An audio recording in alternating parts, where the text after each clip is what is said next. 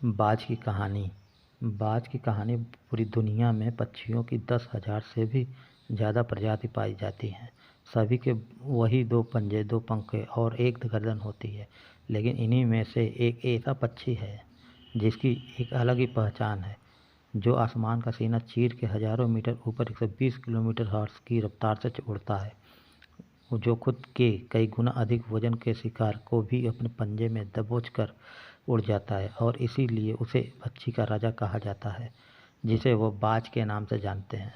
और एक बाज इतना ऊंचा हासिल करता है, उसकी ट्रेनिंग अपनी पुनर्जन्म की वजह से। अगर आज भी इस दुनिया में एक मुकाम हासिल करना चाहते हैं तो एक बाज बनने का पूरा सफ़र आपको जानना बहुत ज़रूरी है, क्योंकि 25 से 30 की उम्र तक आने के बाद भी लोगों को रिस्क लेने से डर लगता है। लेकिन एक बाज की जीवन की शुरुआत ही रिस्क से होती है। जिस उम्र में बाकी पक्षियों के बच्चे सिर्फ चींची करना सीखते हैं, उस उम्र में एक मादा बाज अपने बच्चों को पंजे में दबोचकर हजारों मीटर आसमान की ऊंचाइयों में उड़ जाता है, उसे ये बताने के लिए कि तेरा जन्म आसमान का सीना चीर के सबसे ऊपर उड़ने के लिए हुआ है।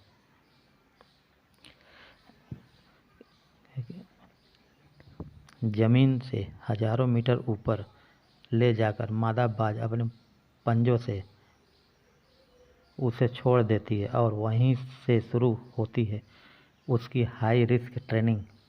वो चूजा ज़मीन की तरफ तेज़ी से गिरने लगता है। थोड़ा नीचे आता है तो उसके पंख खुलने लगते हैं। नीचे आते आते वो अपने पंख फड़फड़ाने लगता है, लेकिन वो अभी तक उड़ना नहीं सीखा है। वो ज़मीन से कुछ ही ऊपर होता है। ऐसा लगता है कि कुछ ही सेकंड में उसका जीवन समाप्त हो जाएगा, लेकिन अचानक एक पंजा उसे अपने गिरफ्त में लेता है और वापस आसमान में उड़ जाता है। वो पंजा होता है उसकी माँ का, जो उसके पीछे उड़ रही थी। उसकी ये ट्रेनिंग तब तक चलती रहती है जब तक वो उड़ना नहीं सीख जाता है। इसकी हाई रिस्क ट्रेनिंग लेने के बाद इस दुनिया को एक बाज मिलता है। बारिश के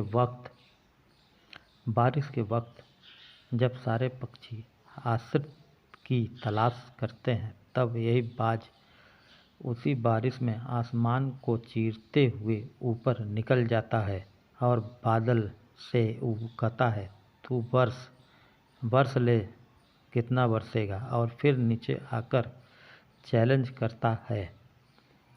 एक बाज की उम्र लगभग 70 साल होती है। जब वह 40 साल का होता है, तब एक परेशानी उसकी ज़िंदगी में मौत बनकर आती है, जो आपकी परेशानियों की तुलना में बहुत बड़ी होती है। क्योंकि 40 साल की उम्र में बाज की चोंच इतनी मुड़ जाती है कि उसको शिकार निगलने में बहुत परेशानी होती है। उसके पंख भारी हो जाते हैं, छाती से चिपकने लगते हैं, जिससे उड़ना बहुत मुश्किल हो जाता है। उसके पंजे लंबे और लचीले हो जाते हैं, जिससे वो शिकार को सही से नहीं पकड़ पाता। अब उस बाज के पास सिर्फ 3 रास्ते होते हैं। बहुत बात गौर करने वाली है ये। उस बाज के पास सिर्फ 3 रास्ते होते हैं। वो अपने शरीर का पहला है ये, वो अपने शरीर त्याग सकता है। दूसरा, गिद्ध की तरह छोड़े हुए भोजन पे निर्भर हो जाए। और तीसरा, सबसे कठिन और पीड़ादायक रास्ता, अपने आप को पुनः स्थापित करने के लिए फिर से आसमान का सीना चीर कर उड़ने का। और वो इसी तीसरे रास्ते को चुनता है और अपने पास के सबसे ऊंची चोटी पे पहुंच जाता है। वहाँ पर अपना घोंसला बनाता है और फिर शुरू होता है परेशानियों को जड़ से उखाड़कर आसमान में उड़ने का सफ़र। वह अपनी चोंच को एक चट्टान पर मार मार कर तोड़ देता है, लहूलुहान हो जाता है और इंतज़ार करता है नई चोंच के आने का। उसके बाद अपनी नई चोंच से अपने पंजे को काट देता है और फिर इंतज़ार करता है नए पंजों के उग आने का। उसके बाद वह अपने एक पंख को अपने शरीर से अलग करता है और फिर इंतज़ार करता है नए पंख उगाने का। और इस प्रक्रिया में उसे समय लगता है पूरे 5 महीने का। इस 5 महीनों के कड़ी तपस्या से एक बाज का पुनः जन्म होता है। वो फिर से तैयार हो जाता है आसमान का सीना चीर कर उड़ने के लिए। जो 3 रास्ते बाज के पास थे वही 3 रास्ते आपके पास होते हैं, लेकिन कुछ लोग अपने रास्ते को चुनते हैं और परेशानियों के तले दबकर सुसाइड कर लेते हैं।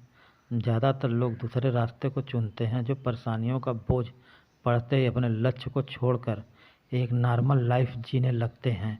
और कुछ वो लोग भी होते हैं जो इन परेशानियों को लात मार कर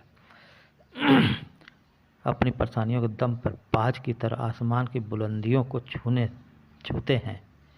दोस्तों, बाज की यह ट्रेनिंग हमें बहुत बड़ी सीख देती है कि अगर रिस्क लेना पड़े तो लो, कि अपने फील्ड में अपने आप को इतना ट्रेंड कर लो कि इस फील्ड में आपसे ऊपर उड़ने के बारे में सोचकर लोगों के पसीने छूट जाएं।